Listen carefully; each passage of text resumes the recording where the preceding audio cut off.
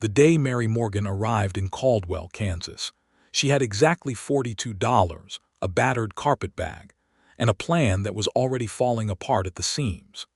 It was the spring of 1879, and the Santa Fe Trail was still kicking up dust along the southern border of Kansas, though the cattle drives had begun to shift, and the town of Caldwell was swelling with the kind of restless energy that comes when men smell money and possibility in equal measure. Mary had come from St. Louis on a train that smelled of coal smoke and other people's ambitions, and she had arrived with no one to meet her at the platform, which was precisely the problem. The telegram she carried in her coat pocket, folded and refolded so many times the creases had gone soft as cloth, had been sent by a man named Harold Voss, who had advertised in the St. Louis Dispatch for a housekeeper to manage his cattle operation outside of Caldwell. Harold Voss had promised a fair wage, a private room, and steady work for a woman of good character and capable hands. Harold Voss had failed to mention in his advertisement that he would be dead of a heart seizure before Mary's train ever crossed the Missouri border. She learned this from the station agent, a thin man named Peters who seemed genuinely sorry to deliver the news, and who pointed her in the direction of the town's only hotel as if proximity to a bed might soften the blow of her situation. Mary stood on the platform for a long moment with the sun pressing down on the back of her neck, watching the train pull away and taking stock of what remained. 23 years old, $42, a carpetbag, no position, no plan. She picked up the bag and walked toward town. Caldwell in 1879 was a border town in every sense of the word. It sat at the edge of Indian Territory to the south, and the Cherokee Strip lay just beyond the invisible line that men argued about in saloons and courthouses with equal fury. The town had a main street, a handful of shops, 2 saloons, a church that was still being built, a livery stable, and a boarding house run by a widow named Alma Fitch who charged reasonable rates and asked few questions, which Mary appreciated enormously given her circumstances. She took a room at Alma's, spent the first night sitting on the edge of the narrow bed listening to the sounds of the street below, and in the morning she went looking for work. The general store didn't need anyone. The hotel couldn't afford another girl. The dressmaker on 2nd Street had a daughter who helped and needed no one else. By noon, Mary had walked the length of the town twice and was beginning to do arithmetic in her head that she did not like the result of. $42 would last perhaps 6 weeks if she was careful. After that, she would be in a position she had worked her entire life to avoid. It was Alma Fitch who mentioned Elijah Quinn. "There's a rancher," Alma said that evening over supper, passing a dish of boiled potatoes with the casual authority of a woman who knew everything about everyone within 20 miles. "Name of Quinn. Runs the Silver Creek Ranch about 8 miles east of town. Lost his housekeeper back in February when she married a shopkeeper in Wichita. He's been managing on his own, but from what I hear, the place is suffering for it." "What kind of man is he?" Mary asked, because she had learned that this was always the right first question. Alma considered. "Honest," she said finally, which in this part of the country is not something you can say about everyone and mean it. "He's been ranching that land for going on 6 years. Came out from Tennessee originally, I believe, keeps to himself mostly. His hands respect him, which tells you something." She paused. "He's not an easy man, mind you, quiet. Stubborn as the land he works, but he's never been unkind as far as I've heard." Mary thought about her $42. "Is there a position open, or is this speculation?" "He came in 2 weeks ago asking if I knew anyone suitable," Alma said. "I told him I'd keep an eye out." The next morning, Mary borrowed Alma's buggy and drove 8 miles east on a road that was more suggestion than fact, following directions that involved landmarks like a split cottonwood tree and a dry creek bed with 3 large stones in a line, which she found oddly charming for a place that was otherwise all flat sky and endless grass. She smelled the Silver Creek Ranch before she saw it. The honest, iron and hay smell of cattle and hard work carried on a warm April wind. Then the land dipped slightly and the ranch came into view, and Mary pulled the buggy horse to a slow walk because she wanted a moment to take it in. It was not what she had expected, and she realized in that moment that she had been expecting something rough and makeshift, the kind of place a bachelor rancher lives because he has stopped seeing his surroundings. But Silver Creek Ranch was something else. The main house was solid timber and stone, 2 stories, with a wide covered porch running the full length of the front. The barn was large and well-maintained, its red paint still holding against the Kansas weather. There were fence lines that ran straight and true, and a kitchen garden along the south side of the house that had been turned and was ready for planting, but had not yet been planted, which struck her as the one visible sign of a household that needed managing. She drove up to the front of the house and climbed down from the buggy just as a man came around from the side yard, wiping his hands on a cloth tucked into his belt. He was tall, broad across the shoulders in the way of a man who had built that breadth through actual labor rather than pretension. His hat was pushed back on his head, brown and weathered, and beneath it his hair was dark, thick, slightly too long in the way of a man who had other priorities. His face was tanned and angular, with a jaw that looked like it had been cut from the same limestone that cropped up along the creek beds, and his eyes, when they settled on her, were a shade of gray-green that reminded her unexpectedly of the Missouri River on an overcast afternoon. He was perhaps 28 or 29, she guessed. "No more than that. Can I help you?" he said. His voice was low and even, carrying just a trace of Tennessee in the vowels, and he did not seem surprised to see her, only cautious, in the manner of a man who had learned to be careful about unexpected things. "I'm Mary Morgan," she said, standing straight and meeting his gaze directly, because she had also learned that this was always the right first gesture. "I arrived in Caldwell 2 days ago for a housekeeping position that no longer exists.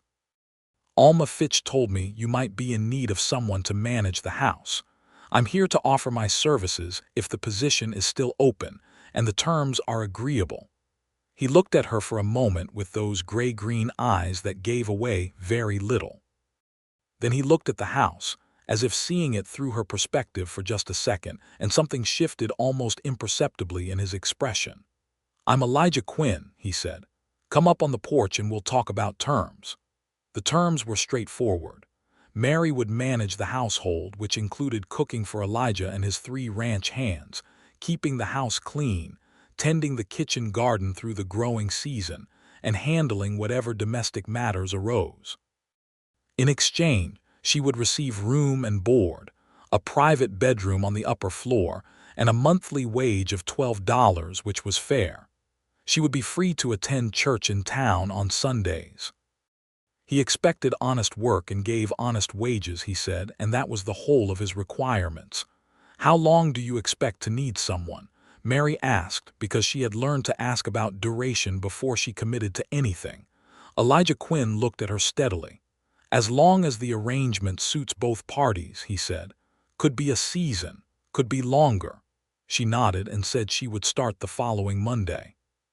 She drove back to town with the wind in her face and the spring grass running gold and green on either side of the road, and told herself it was temporary. A position to keep her afloat while she figured out what came next. She had no intention of planting herself in Kansas, in a ranch house, in someone else's life. She had plans that were admittedly vague but existed nonetheless, involving the possibility of San Francisco or Denver, cities with more opportunity for a woman with education and ambition, and crucially, no particular ties to the middle of anywhere. Temporary was the word she used. She said it to herself quite deliberately on the drive back to Caldwell, as if saying it firmly enough would keep it true. She moved her things out to the Silver Creek Ranch on a Monday morning, and by the end of that first day she had reorganized the kitchen, inventoried the pantry, started a list of supplies needed in town, planted the first rows of beans and onions in the kitchen garden, and produced a supper of roasted chicken with potatoes and gravy that caused one of the ranch hands, a young man named Tommy Briggs, to eat 3 portions, and declare it the finest meal he'd had since Christmas. The other two hands, brothers named Cal and Pete Dawson, were quieter in their appreciation, but their empty plates were eloquent enough. Elijah Quinn ate without comment, which she took to mean neither offense nor particular praise. When she cleared the table, he said, "That was good, Miss Morgan. Thank you," and returned to whatever he'd been reading at his desk, and that was that. She went to bed that night in the small upstairs room that smelled of cedar and old wood, listened to the coyotes calling in the dark distance, and reminded herself again that this was temporary. The days settled into a rhythm that surprised her with its clarity. She rose before the sun and started the stove and had coffee ready when Elijah and the hands came in from the early feeding. Breakfast was substantial because men doing that kind of labor needed fuel, and she had always been a good cook, trained by her mother who had run a rooming house in St. Louis until the consumption took her when Mary was 17. After breakfast, she cleaned and managed the house through the morning, worked the garden through the early afternoon, and prepared the evening meal for whatever hour the men came in, which varied by the demands of the cattle. She learned the rhythms of the ranch without being told them, in the way that capable people do by paying attention. She learned that the fence along the north pasture needed mending regularly because the soil was soft there and posts worked loose. She learned that Cal Dawson was allergic to something in the spring air and suffered for it, and she started leaving a pot of strong mint tea on the stove that helped him, which he accepted with gruff gratitude. She learned that Tommy Briggs was 19 and homesick for his family in Missouri, and that he liked to talk, and she let him talk while she worked because it cost her nothing and clearly meant a great deal to him. She learned that Elijah Quinn rose an hour before anyone else and sat on the front porch with his coffee in the dark before the day demanded anything of him, and that this hour was his in a way that nothing else was. She knew this because she often rose early herself, and on the third morning she came downstairs to start the stove and found him already there at the porch railing with his cup, and she had paused in the kitchen doorway, not wanting to intrude. He had heard her, of course, because the floorboard on the bottom stair gave a distinct creak, and he had turned his head just slightly and said, "Coffee's hot," without turning around fully, which she took as an invitation that was not quite an invitation, and she had poured herself a cup and stood just inside the door rather than going out to the porch, and they had shared that early silence across the threshold of the house, while the dark prairie turned slowly gray and then pale gold around them. It became, without any discussion, a thing they did. She would come down, pour her coffee, and stand just inside the doorway or just outside it depending on the weather, and he would be at the railing, and they would watch the morning come in without requiring it to be anything other than what it was. She thought it was simply a comfortable arrangement between two practical people. She was wrong, but it took her some time to realize it. The first real conversation they had that was not about household matters or ranch requirements happened about 2 weeks into her time at Silver Creek, on an evening in late April when the weather had turned unexpectedly warm, and the sky was doing something extraordinary in the west, going through colors that seemed almost implausible, deep orange fading into purple, with a line of gold along the horizon that made the flatness of the Kansas landscape seem suddenly and unexpectedly beautiful. Mary had finished the washing up and come out onto the porch with her mending, and Elijah was sitting in the second chair, a thing she had rarely seen him do, sit still in the evening without purpose, and he was watching the sky the way she had been watching it from the kitchen window. "I used to think Tennessee was the most beautiful place on earth," he said, without preamble or lead-in, as if continuing a conversation that had been happening somewhere internal. "Mountains and forest, rivers with actual banks. Then I came out here." He was quiet for a moment. "It took me a long time to see it, the beauty in this kind of place. It doesn't announce itself the way mountains do." Mary looked at the sky. "No," she agreed. "It waits for you to stop moving long enough to notice it." He turned to look at her then with something that was not quite surprise but was adjacent to it. "That's it exactly," he said. She kept her eyes on the horizon because something about his full attention felt like a thing that required steadiness to withstand. "I grew up in the city," she said. "St. Louis. I used to think I needed buildings around me to feel that anything was real, all that permanence. Stone and mortar." She paused. "This is different. It's as if the land itself is the permanent thing and everything else is just visiting." "Most things out here are visiting," Elijah said. "That's the truth of it." She was not sure if he meant it as a simple observation or something else, and she did not ask. She threaded her needle and stitched the torn hem of one of Tommy's work shirts, and Elijah Quinn watched the last of the color leave the sky, and the evening folded down around the ranch like something settling. May arrived with thunderstorms that rolled across the plains with a theatrical ferocity that Mary found simultaneously terrifying and thrilling. She had never experienced whether the way the Kansas plains delivered it, without any buffer, no hills or forests to break the approach, just open sky suddenly going dark green and alive with electricity. During the first major storm, she had been alone in the house, all the men out securing the cattle, and she had stood at the kitchen window watching lightning crack open the sky above the north pasture, and felt something in her chest that was as close to pure exhilaration as anything she could name. When Elijah came back in, soaked through and muddy and leading a limping horse, she had hot water ready for him and dry clothes from the cedar chest she had found upstairs, and he had looked at her in the lamplight with an expression she couldn't entirely read and said, "You weren't frightened." "I was a little frightened," she said honestly. "Most people run for the cellar." "I considered it," she said, "but I didn't want to miss it." He stood there in the kitchen doorway, dripping, and looked at her with that steady gray-green gaze for a moment that went just slightly past the comfortable length of such things. Then he said, "I'll need to look at the north fence line in the morning," and went upstairs to change.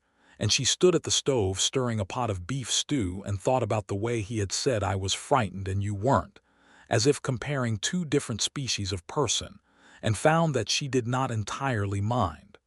The trouble arrived in June in the form of a man named Dale Creed. Creed ran a large cattle operation to the north and west of Silver Creek, and he had been, by all accounts Alma Fitch had given her, and that Tommy Briggs confirmed in his talkative way, attempting to expand his holdings in the direction of Elijah's land for going on 3 years.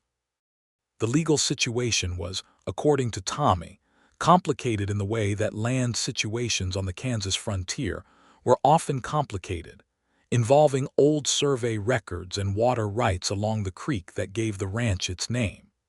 Creed came to Silver Creek Ranch on a June afternoon when Elijah was out in the south pasture, and Mary was alone at the house with a pie cooling on the windowsill.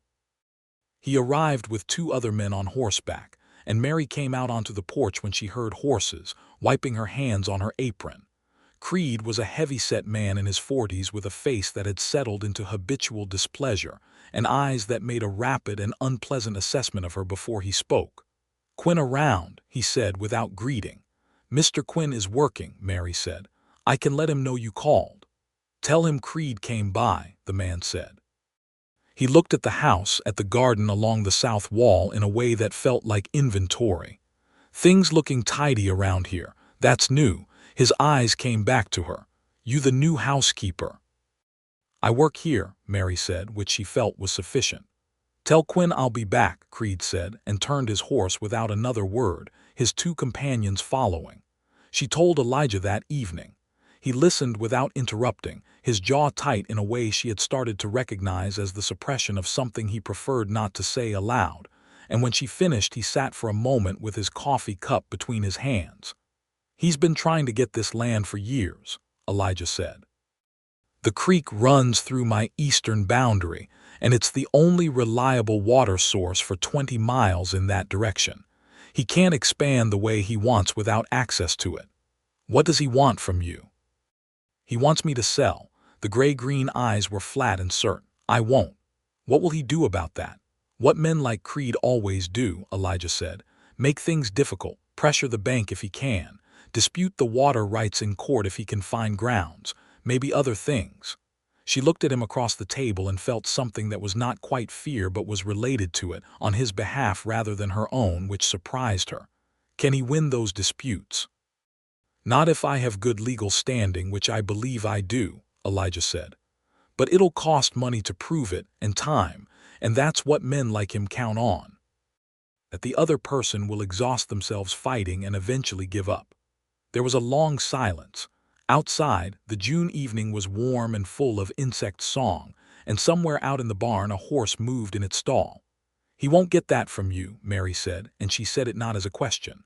Elijah looked at her with an expression she had not seen from him before, something that cracked slightly in the surface of his usual steadiness, like a hairline fracture in stone. No, he said quietly. He won't.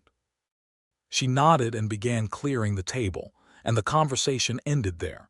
But something had shifted between them, some understanding that went beyond their respective positions in the arrangement of the household and the ranch, and Mary felt it like a change in the weather, the way the air goes different before rain. The weeks that followed were good weeks, in spite of Creed's shadow on the edge of things. The kitchen garden came in beautifully, with more beans and squash and onions than she had expected, and she began putting up preserves with the surplus in a methodical and satisfying way. Tommy Briggs, inspired by something she had said about the garden in Missouri, started spending his spare time building a proper cold cellar extension off the kitchen, which Elijah approved and which the entire household benefited from. The three ranch hands had taken to her in their various ways, Tommy with enthusiastic and sometimes exhausting friendliness, Cal with the specific gratitude of a man whose spring suffering had been considerably eased, and Pete Dawson with a quiet respect that expressed itself in small courtesies like always holding the door and never leaving his boots on the kitchen floor. With Elijah, things were more complex and more interesting, and she was only slowly beginning to admit to herself that she thought about them as often as she did. He was not a man who said much that was unnecessary, which meant that, when he said things, she paid attention.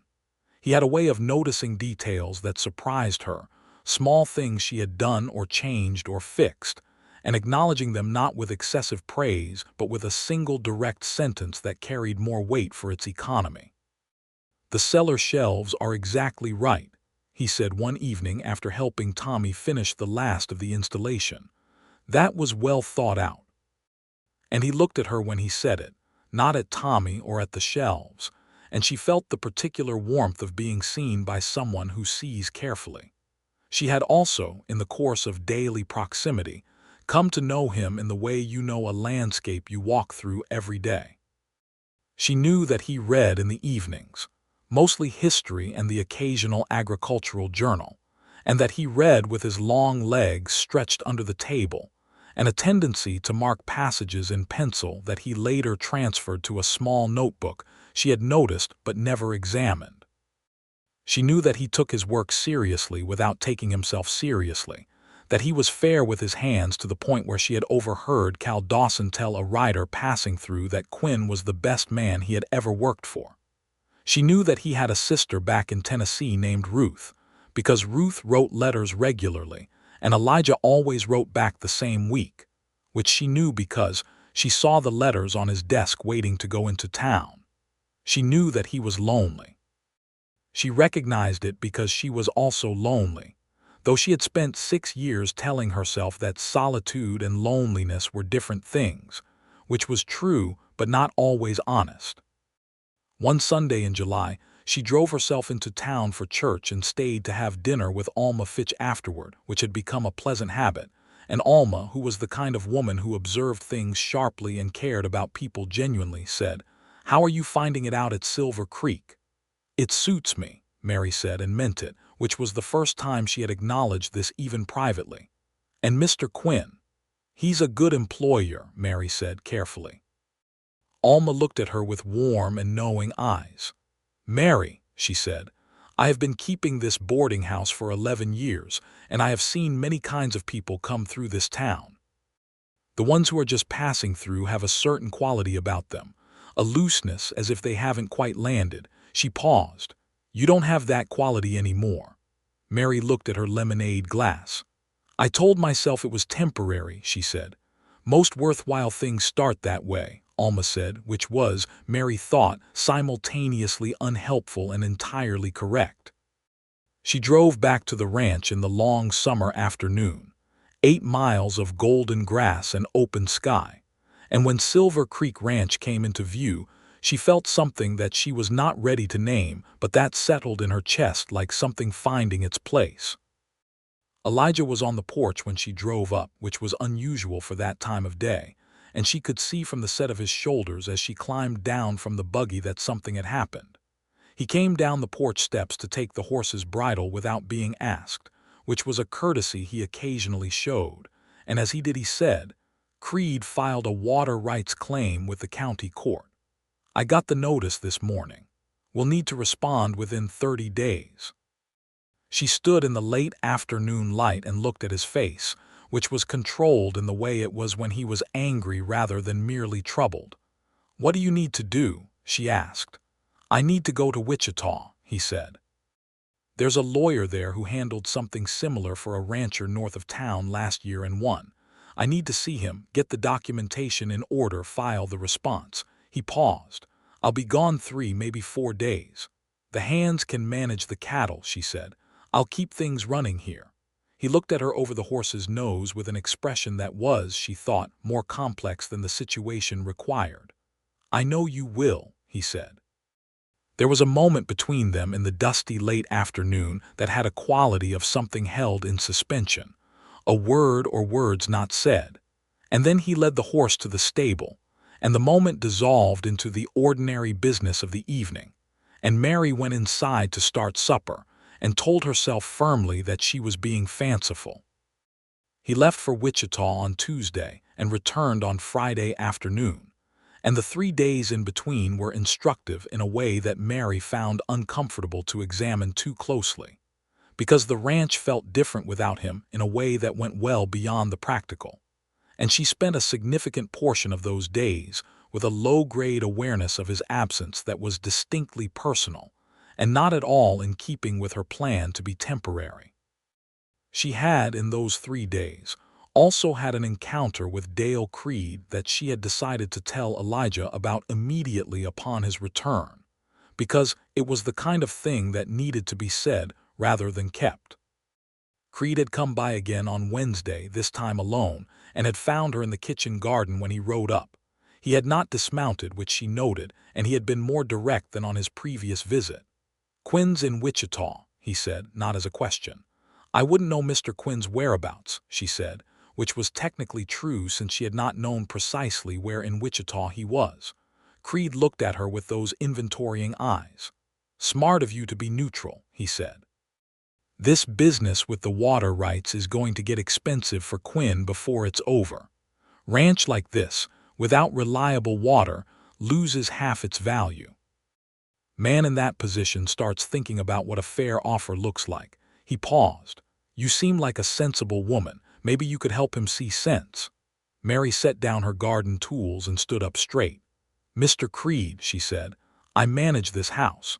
I'm not in the business of helping anyone see anything they don't already see, and certainly not on behalf of a third party with an obvious interest in the outcome.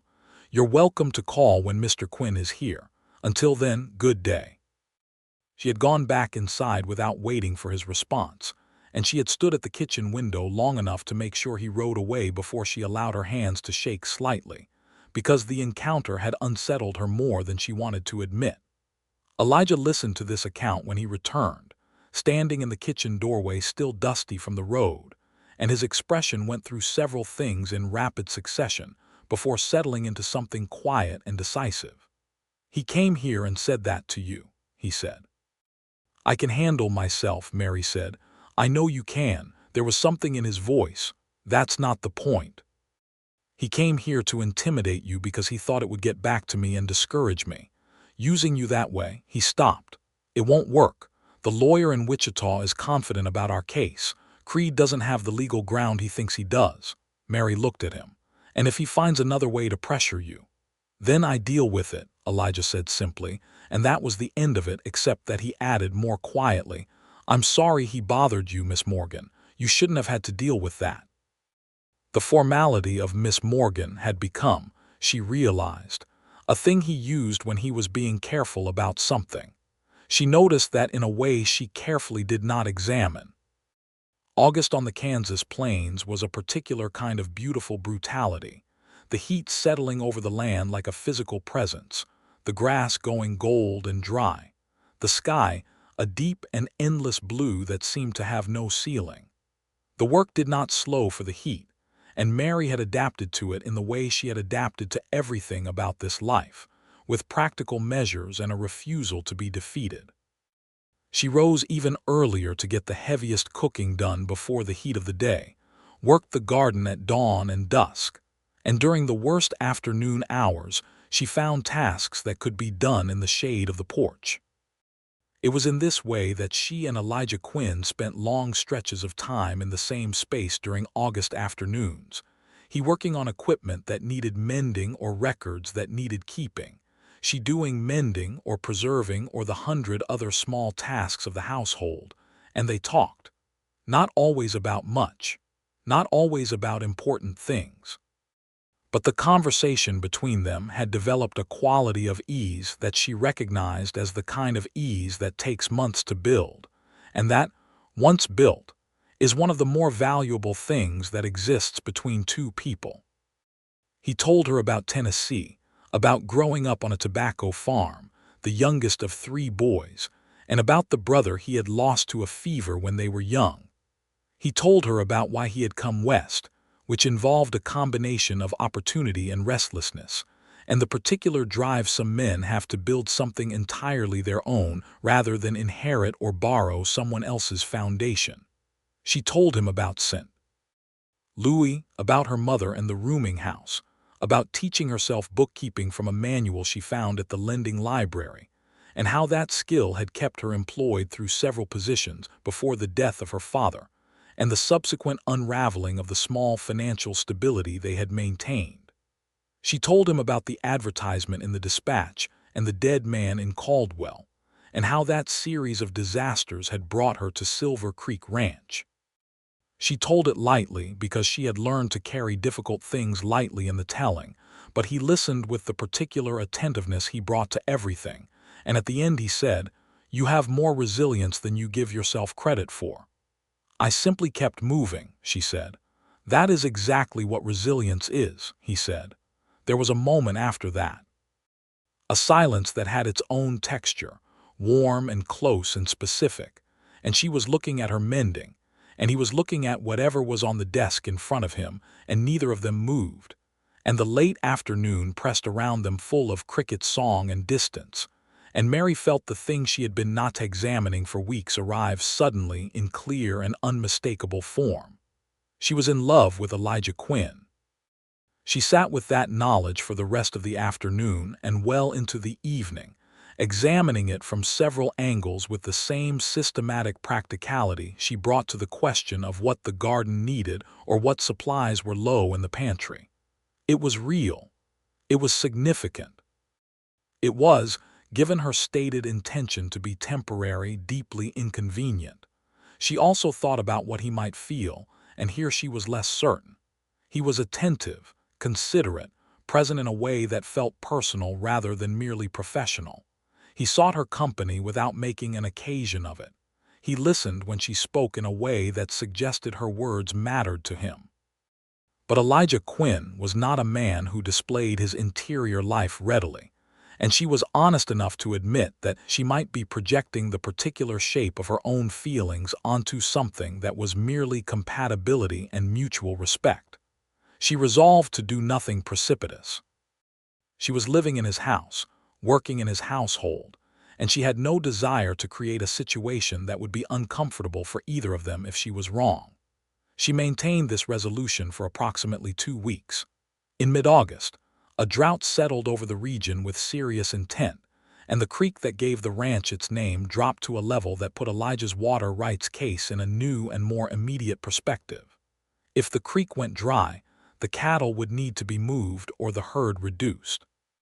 He rode out every day to check the water levels, and came back in the evenings with a tension in his face that she understood was practical worry, the specific anxiety of a man whose livelihood depends on things beyond his control.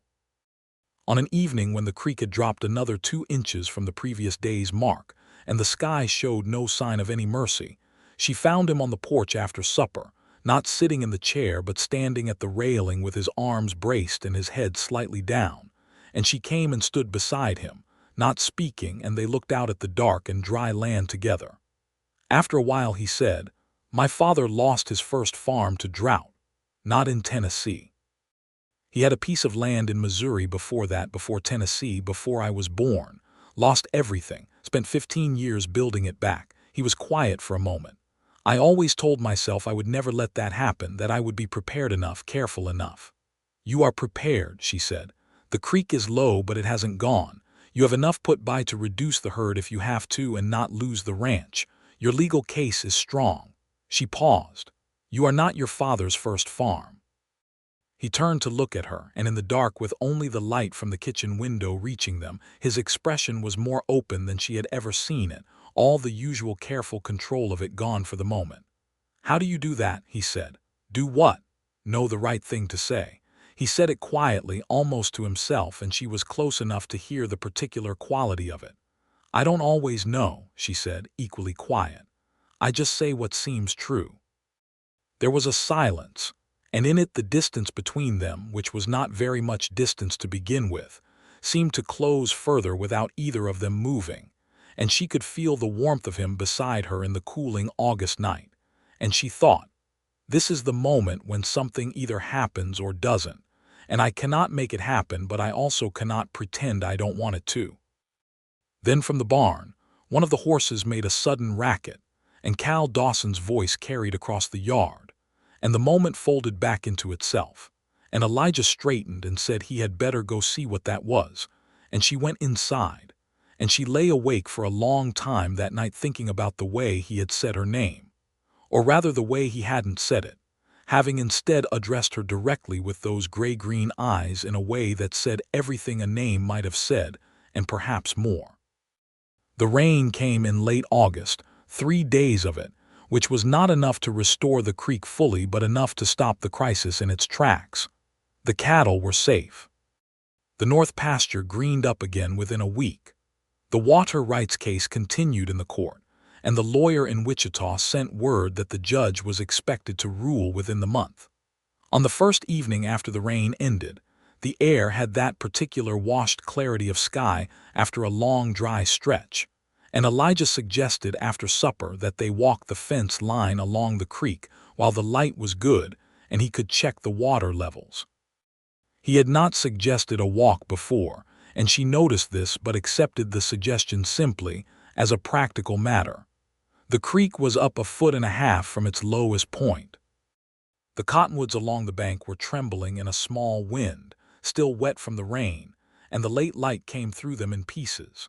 They walked along the bank without any particular urgency, and she was aware of how natural it had come to feel, being beside him, moving through this particular landscape that had become, she realized, as familiar to her as any place she had lived. "I used to walk this bank every evening when I first came here," Elijah said.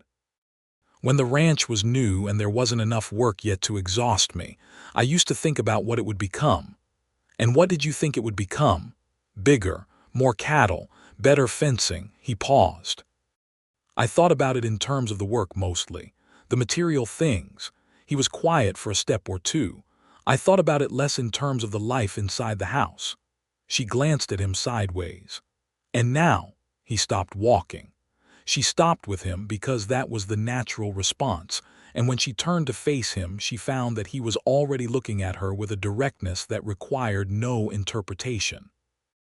"Mary," he said, and it was the first time he had called her by her first name without the miss preceding it, and the weight of that single word was significant in a way that she felt in her bones. "I am not good at saying things that are not practical and necessary. I've never been, but I think I would regret it considerably if I didn't say this." He paused, and she could see the effort in it, the particular courage it takes for a man who lives in the unspoken to step briefly out into the said. I would like you to stay, not as the housekeeper. I mean something different by that. The creek ran quietly beside them. A bird called somewhere in the cottonwoods. The last of the evening light was warm on his face, and she could see every careful, honest line of it. I know what you mean, she said. Do you feel differently? I won't ask you to feel anything you don't, and nothing between us needs to change if. Elijah, she said, which was also the first time she had used his given name without the Mr. before it, and she felt him register it, saw the slight shift in his expression. I told myself when I came here that it was temporary. I have been telling myself that since April. She looked at the creek, at the cottonwoods, at the way the light lay on the water, and then back at him. I don't believe it anymore. The look on his face then was, she thought, the finest thing she had seen in 23 years of living. He reached out and took her hand with the careful certainty of a man who has made a decision he fully intends to stand behind. And they stood there by the creek in the fading August light, while the world made its evening sounds around them, and she thought about how many ways a life can begin, and how often it begins in a place you never intended to be. The water rights ruling came down in September, in Elijah's favor, which meant that Dale Creed's claims were dismissed, and the creek remained entirely within Silver Creek Ranch's established rights. The judge in Wichita had been unimpressed with Creed's legal maneuvering, and the Dawson brothers heard in town that Creed had been furious enough to put his fist through a wall, which Pete Dawson reported with obvious satisfaction. Elijah received the news quietly, and in the evening poured a small measure of whiskey for himself and one for her, which she accepted, and they touched glasses at the kitchen table with the lamp between them. "It's over," she said. "For now," he said, with the pragmatism of a man who understood that certain kinds of men do not stop wanting what they want simply because they have been told no. Our position is clear now and legal, and that makes the next challenge harder for him to bring. Do you think there will be a next challenge? He considered. Probably not in the short term. Creed is ambitious but not stupid. This cost him money and credibility both, and he knows that another failed attempt would cost him more. He looked at his glass. He'll redirect his ambitions elsewhere for a while. She nodded. Then, because the occasion seemed to call for it, she said, "What happens next?" "For the ranch, I mean." He looked at her across the lamp. "I've been thinking about expanding the herd. There's good grazing land I haven't been using on the southeast corner. And the barn could use a second structure, a proper tack room separate from the main space." He paused. "There are other things I've been thinking about." "Such as?" "I've been thinking about the front of the house," he said in a way that was not quite casual but was attempting to be. "The porch railing needs new posts on the east end, and the lintel above the front door is old wood. It needs to be replaced." He looked at her steadily. "I was thinking of putting in a good piece of timber, something solid. Something that would last." She looked back at him with a feeling in her chest that she identified as the specific happiness of knowing a thing before it is said. He did not say anything else that evening, and she did not press him, and they spent the rest of the night in companionable quiet, him with his notebook and her with her book, and the September night moved gently over the Kansas plains outside the windows. What happened next happened on an October morning, when the air had turned crisp and the cottonwoods along the creek had gone to gold, and Mary came downstairs to find Elijah not on the porch with his coffee, but instead working at the front of the house with his tools. She could hear the measured sound of wood being worked, a chisel or a knife, and she pushed the front door open and found him crouched at the front of the porch, the old lintel laid aside, a new piece of good dark timber already fitted into its place above the door. He was carving into it. She stood in the doorway and watched his hands move and saw the letters taking shape in the wood and felt something open in her chest that she did not immediately have language for. Her name, Mary Morgan. In letters that were clean and careful and permanent, cut deep into a piece of timber that would stand above that door for as long as the house stood. He finished the last letter and sat back on his heels and looked at what he had done, and then he looked up at her, and his face in the October light was open and cert, and entirely without the careful restraint he usually maintained. "I meant what I said at the creek," he said. "I know," she said. "I wanted it to be more than words." He looked at the lintel, at her name in the wood above the door. "A man can say things and mean them and still leave you wondering. I didn't want you to wonder." She stepped out onto the porch and stood before the lintel, before her own name carved into the wood of this house, this permanent, solid house that he had built with his own hands on this flat Kansas prairie 8 miles east of a border town, and felt the full weight of what he was saying, not just now but about everything. About permanence and intention, and the specific kind of love that does not announce itself in grand gestures, but builds itself quietly over months of shared mornings and honest conversations and hands that work the same land. "You could have asked me first," she said. "I was going to ask you after," he said. She looked at him, this quiet, careful, stubborn, honest man, and laughed, the kind of laugh that comes from somewhere real, and he stood up and she was suddenly very aware of how close they were standing, close enough that the morning air between them felt warm, and he reached up and tucked a loose strand of her hair behind her ear with a touch so gentle it made something ache behind her ribs. "Mary Morgan," he said, with her name in the wood above them and in his voice, "will you marry me and stay?" "I'll stay," she said. "I've been staying since April and just not admitting it."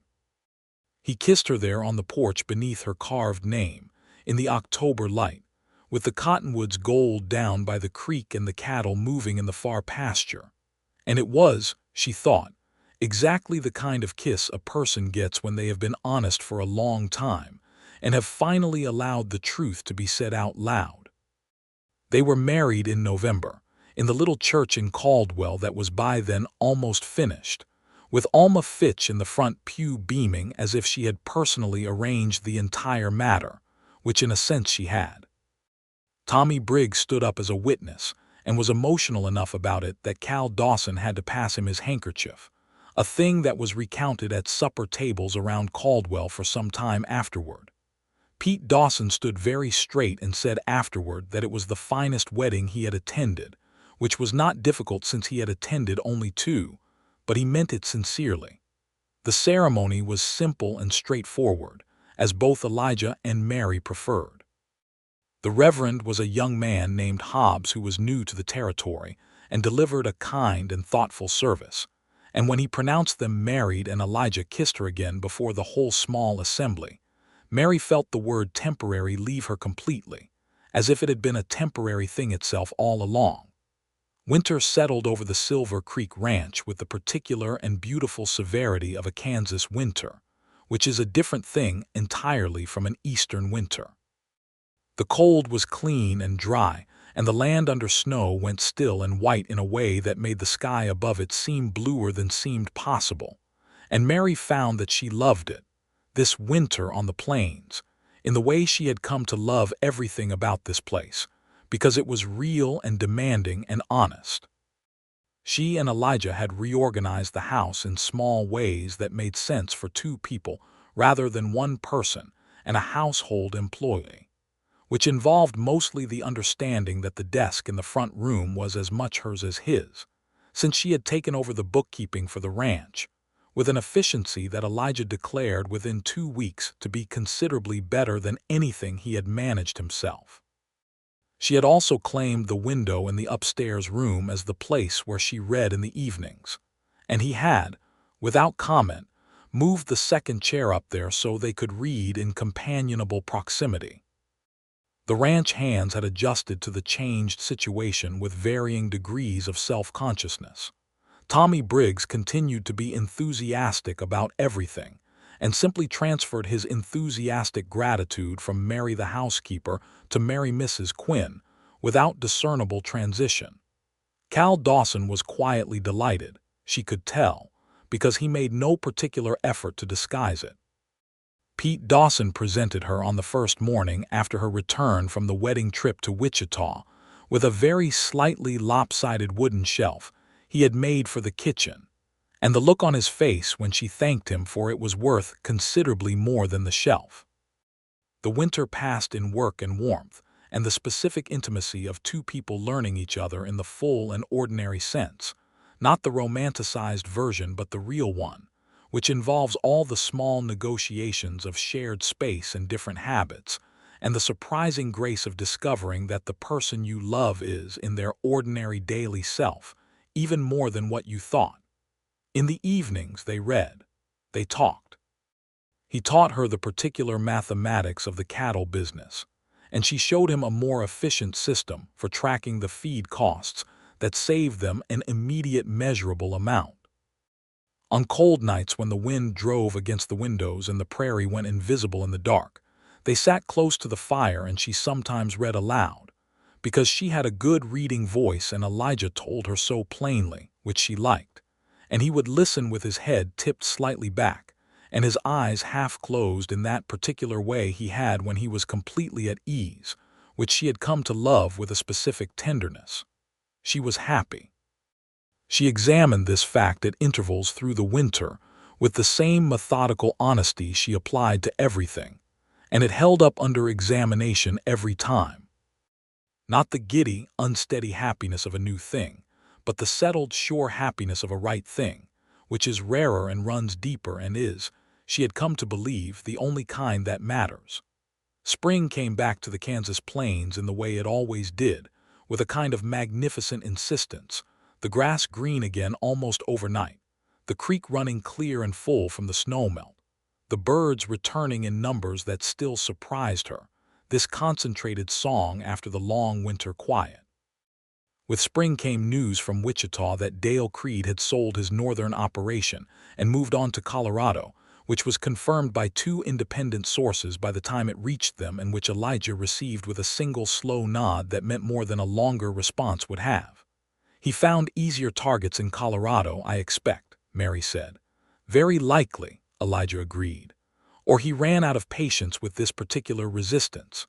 She smiled. "You are not easy to outlast." "No," he said, with a small and entirely honest acknowledgement of himself. "I am not." With Creed's shadow finally lifted from the land, Elijah began the expansion he had been planning. He bought a second bull and 40 additional head in the spring market, leased the southeast grazing land he had been holding in reserve, and began the construction of the new tack room off the main barn. He hired a fourth hand, a quiet and competent man named Jonas Reeves, who had come west from Virginia and knew cattle well.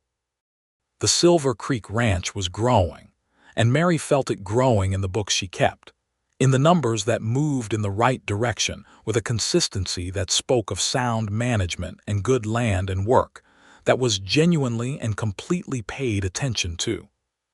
She had also, by that spring, begun to know the wider community around Caldwell in ways she had not in her first months, when she had been too busy establishing herself in the household to have much time for anything else. She knew Alma Fitch well and genuinely liked her. She had become friendly with the wife of the doctor in town, a woman named Clara Hughes who was sharp and funny, and missed the East in a way that Mary had largely stopped doing, which she thought was interesting. She had joined the small committee of women organizing the church completion, which meant trips to town more regularly than Sunday and conversations with people she would not otherwise have met. One of these people was a Cherokee woman named Layla, who lived at the edge of Caldwell with her husband, a trader who worked both sides of the territorial border.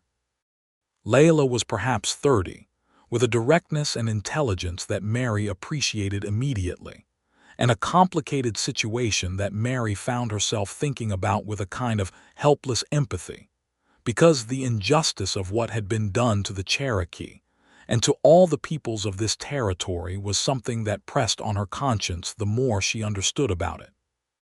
The land she lived on, that Elijah had built his ranch on, was land that had existed in other relations for other people before the legal and often forcible reorganization of it, and she did not let herself forget that, even when she loved what the land had become for her.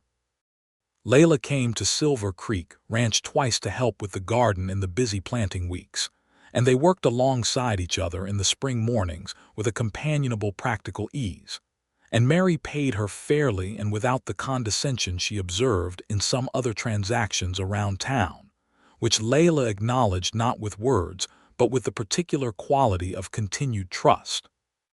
It was the beginning of a friendship that would last, as it turned out, for many years. By early summer, Mary had begun to suspect what she then confirmed by a visit to Clara Hughes, who was also the town's unofficial medical authority in the absence of a regular physician for women's matters.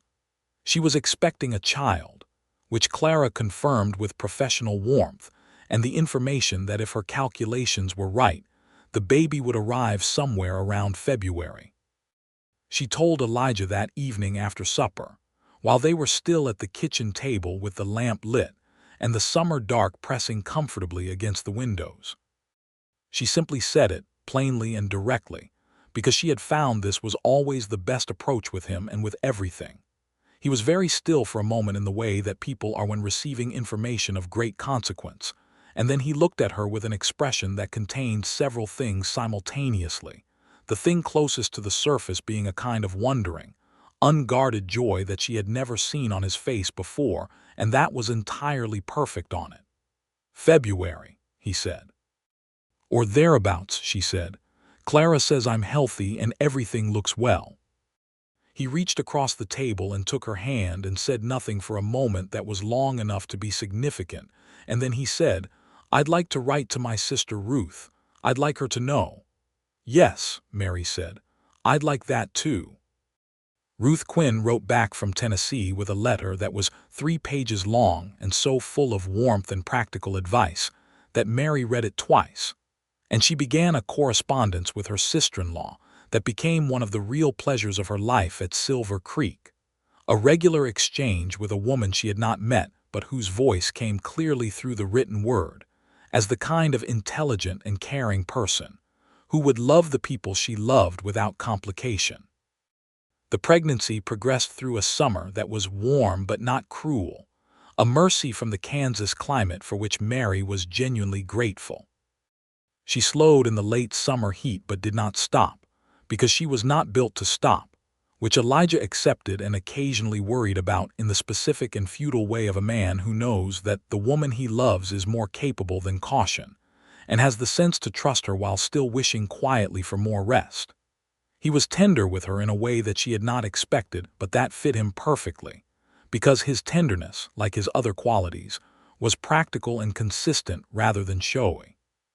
He moved things so she didn't have to reach.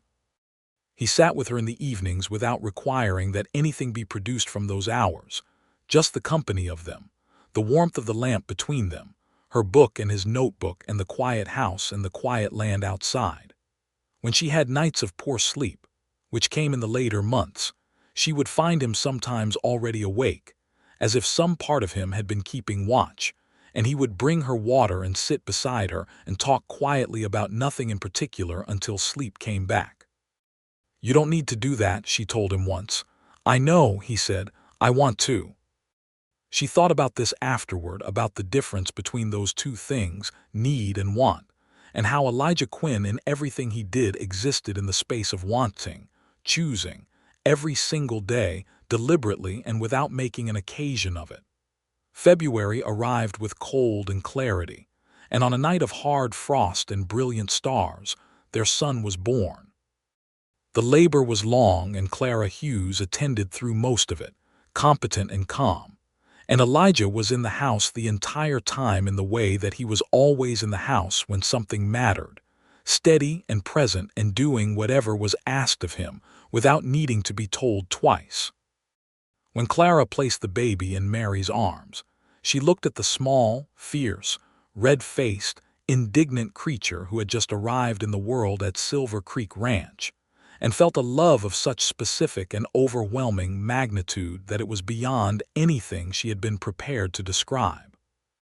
She was crying, which she had not expected from herself, and she looked up and found that Elijah was also, unexpectedly, and he made no effort to conceal it, which was one of the things she loved most about him at that moment, that he did not hide his heart when his heart was fully on display. "What do you want to name him?" Elijah said, his voice rougher than usual. They had discussed names but had come to no firm conclusion, each offering possibilities that the other had neither fully accepted nor rejected, in the way of two people who do not want to foreclose any option before the actual moment arrives. But now, looking at the child, she knew. "Thomas," she said, "for my grandfather, and James for yours if you'll have it." "Thomas James Quinn," Elijah said, and the boy in her arms opened his eyes with the blurry, unfocused wonderment of the newly born, and seemed, for just a moment, to look directly at his father. The spring that followed the birth of Thomas James Quinn was one of the finest Mary could remember, and she had by then a few Kansas springs to compare it against. The tender unfurling of the land after winter, the particular quality of April light on the prairie, the kitchen garden going in again with an efficiency she had refined over 2 seasons.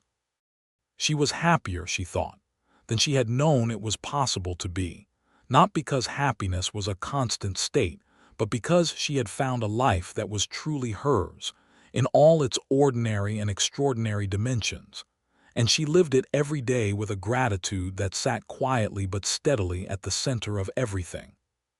Thomas was a good baby, which Clara Hughes said was a matter of constitution as much as luck, and he grew with the determined energy of a person who has a great deal of living to do and sees no reason to delay.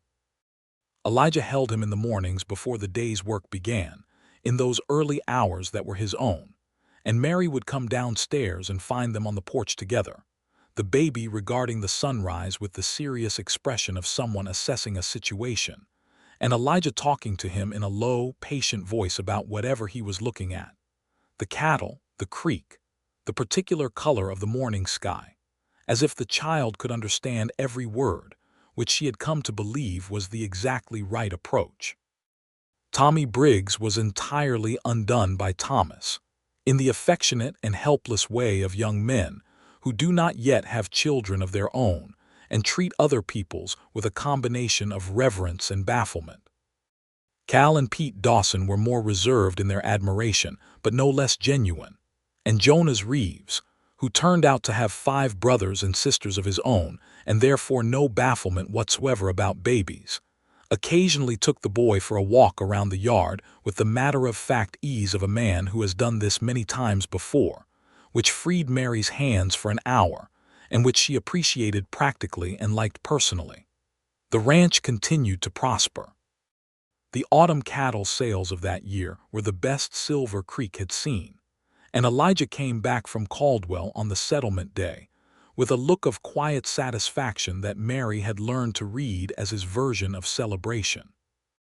They had dinner alone that evening after Thomas was asleep, with good food she had made, and a bottle of wine he had bought in town and brought home wrapped in his saddlebag. And they sat at the kitchen table and talked about the future of the ranch with the easy fluency of 2 people whose visions have become so intertwined that the conversation is barely a conversation, and mostly just the shared articulation of a thing they are already building together. He wanted to put up a 3rd fencing line along the eastern boundary to better manage the grazing rotation. She thought they should consider a root cellar expansion before the following winter to accommodate the increased preserving she was doing. He had heard from a rancher in the next county about a new breed of cattle being brought in from Texas that wintered better in the Kansas cold. She had been thinking about whether they might eventually have enough surplus to sell to the hotel in Caldwell on a regular basis, which would provide a second income stream independent of the cattle market. They talked until the lamp burned low, and then he refilled it, and they talked some more, and she thought, this is what it is. This is the whole and exact thing that she had not known she was looking for when she stepped off a train in Caldwell with $42 and a plan that had already failed. The following spring, Tommy Briggs left Silver Creek Ranch with Elijah's blessing and a reference that Elijah wrote in careful and honest language, because Tommy had found himself a small piece of land to the north and intended to start his own operation. The farewell was considerable, with Tommy emotional and the Dawson brothers stoic and Jonas Reeves shaking his hand with the genuine respect of one competent man for another. Mary packed him a basket of food for the road and hugged him, which made him cry with the unguarded emotionality of a young man who had not been hugged nearly enough in the years since he left Missouri, and she held the hug for long enough to mean it. They hired in Tommy's place a man named Henry Oakes, who was steady and quiet and good with horses in particular, which the ranch needed, and the operation found its new rhythm within a few weeks with the adaptability of a well-run place. Ruth Quinn came from Tennessee that summer, which had been in discussion since Thomas's birth, and which finally became possible when Ruth's own children were old enough that she could make the journey without too much complication. She arrived on the train in Caldwell in June, a tall woman with her brother's gray-green eyes and a manner that was warmer on the surface than Elijah's but possessed of the same underlying steadiness. And she and Mary recognized each other across the station platform, with the immediate ease of people who have been corresponding honestly for 2 years and have nothing left to be cautious about. Ruth stayed for 6 weeks, and those 6 weeks were among the richest of Mary's time at Silver Creek. They talked, the two women, about everything, about the ranch and the territory and the larger questions of life on the frontier and the particular experience of women navigating it, which Ruth observed with the perspective of someone who loved the place from a distance and could therefore see some things more clearly than those who lived inside it every day. They talked about Elijah, Ruth with a sister's fond and unsentimental honesty about his qualities and his difficult corners both, and Mary with the particular completeness of knowledge that comes from loving someone in the daily and ordinary sense. "He's better," Ruth told her one morning, just the two of them on the porch while Thomas slept inside and Elijah was out with the hands. "I mean that seriously. He was a good man before, but he's better now, more at ease in himself, happier." She looked at Mary with those gray-green eyes. "That's you." "It's the ranch," Mary said. "He loves this land." "He loved the land before you came," Ruth said. "He was still lonely." Mary looked at the kitchen garden, which had been expanded again this year and was producing abundantly in the June warmth. "I was lonely too," she said. "I just hadn't admitted it." Ruth smiled, the same small, honest smile she had seen many times on her brother's face. "The Quinns," she said, "take a long time to admit things." "I'm a Morgan," Mary said. "You're a Quinn now," Ruth said. "Give it time." This made Mary laugh so sincerely that Thomas woke inside and called out, and she went to fetch him and brought him back to the porch. And Ruth took him with the practiced ease of a woman with children of her own, and held him up to look at the garden while he grabbed at the air with his small, determined hands. And Mary stood in the June sunshine and thought that she was, in fact, a Quinn now, and that this was not a diminishment of being a Morgan but an addition to it. A new room built onto a structure that already stood. When Ruth left for Tennessee, the parting was genuinely sad in the way of people who have recognized each other and know that the distance between them is real. But she left with plans already made for another visit the following summer, and Thomas waved his small hand from Elijah's arms at the departing buggy in a way that was almost certainly accidental but seemed entirely deliberate, which made everyone present more emotional than they had intended to be. The years moved through Silver Creek Ranch, the way time moves through a place that is fully lived in, not quickly or slowly, but with the particular richness of days that are full and nights that are restful and seasons that each bring their own character and demands. Elijah expanded the herd again in the 3rd year and broke even on the investment within 18 months. The new tack room had been built, and the fencing had been extended, and the ranch house itself had been given a proper second room off the back that served as a study, and kept Elijah's desk and books and Mary's account books all in the same room, which they both preferred to the earlier arrangement. Thomas learned to walk in the kitchen, and then to run, and then to follow his father around the yard with the single-minded determination of a person who has identified the source of all knowledge and will not be deflected from it. He had Mary's coloring, the dark hair and the wide brown eyes, but he had Elijah's way with silence, the capacity for a focused stillness that was unusual in a small child and that expressed itself, as he grew, as a thoroughgoing attention to whatever he was doing, whether that was watching a caterpillar cross the porch boards or listening to his father explain the workings of a saddle buckle. In the 4th year of their marriage, Mary delivered their second child, a daughter, who arrived in September with considerably more efficiency than Thomas had in February, as if she had assessed the situation from the outset and determined that extended labor was a waste of everyone's time. Clara Hughes declared it a fine and healthy delivery, and the baby a magnificent specimen, which Mary thought was perhaps an exaggeration but chose to accept. They named her Ruth, for the aunt who had become one of Mary's closest correspondents, and Tennessee Ruth Quinn was informed by letter and wrote back 14 pages in response, which was the longest letter Mary had ever received, and which she kept in the cedar box with the other important documents of her life. The arrival of Ruth Quinn, the younger, did not slow the household. If anything, having 2 children intensified the particular quality of life at Silver Creek, the specific richness of a house with small lives in it, the sounds and the disorder, and the joy that children bring to everything without knowing they are doing it.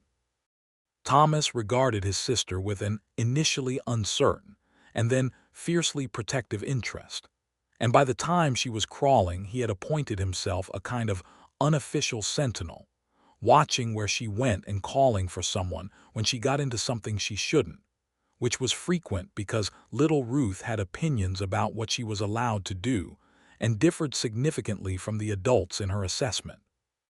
Elijah, whom Mary had sometimes privately wondered might find 2 children more than he was ready for, turned out to be a father of great patience and particular competence, the kind of man who learns what each child needs and provides it without requiring that they be the same child. With Thomas, he was patient and explanatory, a teacher, sitting with the boy in the barn and in the fields and letting him see the work and understand it. With Ruth he was differently patient, playful in a way that he had never been in any other context, willing to be made a fool of for her entertainment in a way that Mary found so unexpectedly and completely charming that she fell newly in love with him approximately every other morning. On a September evening in what was now their 5th year at Silver Creek Ranch, the children in bed and the hands retired to the bunkhouse, and the house quiet with the specific peace of late evening, she and Elijah sat on the front porch in the old chairs that had seen so many of these evenings by now, with the stars coming out in numbers that still, 5 years on, could stop her breath.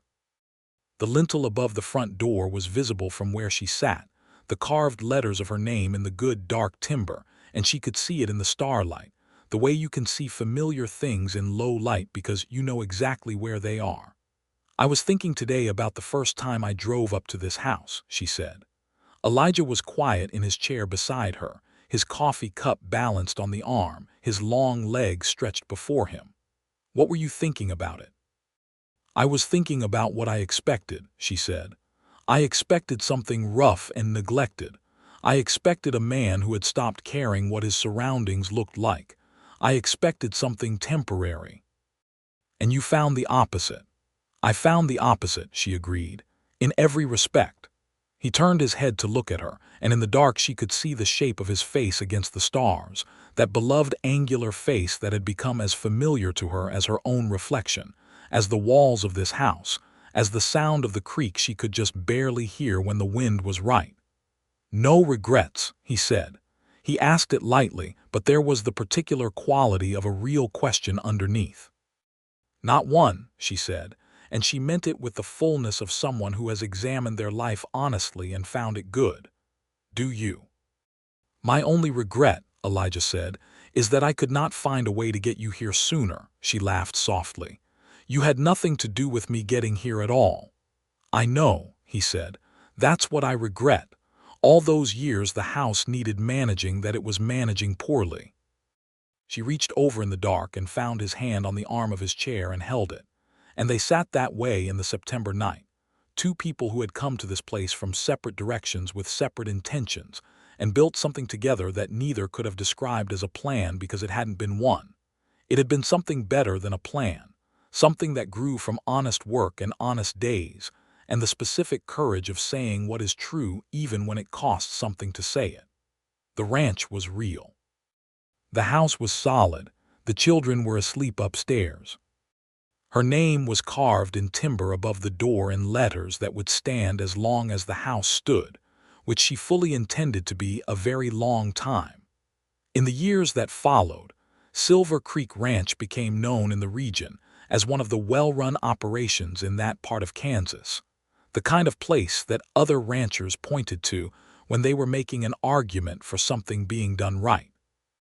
The cattle were healthy and the land was managed well, and the books balanced consistently, which was not a universal achievement among frontier operations, and which owed as much to Mary's bookkeeping as to Elijah's ranching, a fact that Elijah acknowledged freely and often, which she appreciated.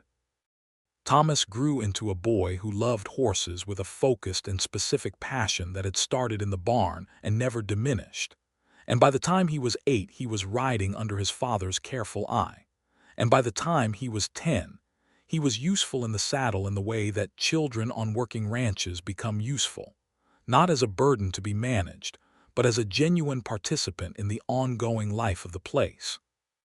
He was quiet like his father, observant and deliberate, but he had his mother's way of getting to the point when words were required, and the combination made him, Mary thought, a person who would do well in the world. Ruth was entirely herself from approximately the age of 2, which she announced not with a proclamation, but simply by being so clearly and specifically a person that there was never any question. She was curious about everything, books and animals and people, and the mechanics of how things worked, and she followed her mother around with questions in the way that Thomas followed his father with attention, and Mary answered every question as fully and honestly as she could, because she had a strong opinion that children deserved real answers, and that the habit of real answers was one of the most valuable things you could give a person. On a summer evening when Thomas was 11 and Ruth was 7, and the ranch was in its best season yet, Elijah and Mary sat again on the front porch in the old chairs, and she could hear the children in the backyard, the specific sounds of them, Thomas's patient voice explaining something and Ruth's rapid series of questions in response, and the horses in the barn and the cattle in the far pasture, and the creek running clear and steady along the eastern boundary where it had always run and always would. She looked up at the lintel above the door, at her name in the timber, and thought about the morning it had been carved there, the October light and his hands moving carefully in the wood, and the way he had looked up at her with that open and certain face, and how that moment had felt like an arrival, the completion of something that had been in process since the April morning she drove up this road for the first time with her plan already in pieces and her future entirely open. "What are you thinking?" Elijah said beside her, in the way he still sometimes asked, because even after years of knowing her he found her interesting enough to want to know what was happening in the considerable engine of her mind. "I'm thinking about April of 1879, she said. "The day you arrived." "The day I arrived," she confirmed, "with $42 and a dead man's job offer." He made the sound that was his version of a laugh, low and brief and genuine, "and a plan to be temporary." "And a plan to be temporary," she agreed. There was a comfortable silence, and she looked at him, this man she had built a life with, whose face she knew as well as she knew any landscape, who had given her a house and a name carved in timber and 2 children with his eyes and her stubbornness, and the particular grace of being raised in a place where honesty and hard work were the foundations of everything. "I'm glad the plan failed," she said. He looked at her sidelong with that small and entirely honest smile, the one that she had been collecting for years now like a specific and valuable thing. "So am I," he said, "every day." From the backyard, Ruth asked a question at full volume, and Thomas answered with the patient certainty of an older brother who takes his responsibilities seriously, and somewhere along the creek a bird called, and the evening light lay long and golden over the Kansas plains, and the Silver Creek Ranch held steady and whole in the last of the summer sun, real and permanent and entirely, completely home. She had thought it was temporary. She had been wrong in the most excellent possible way. And above the front door of the house that Elijah Quinn had built with his own hands on this flat and beautiful and endlessly surprising Kansas prairie, her name remained carved in good dark timber, deep and clear and permanent. The way he had meant it, and the way she now understood it, had always been, not a claim staked but a story told, a love made solid in wood, a life that had not been planned but had been chosen every single day by both of them, and would continue to be chosen through every season and every weather and every day. The sun came up over the Silver Creek Ranch, for as long as there were hands to hold and names to carve and mornings to watch, come in from a front porch on the Kansas plains.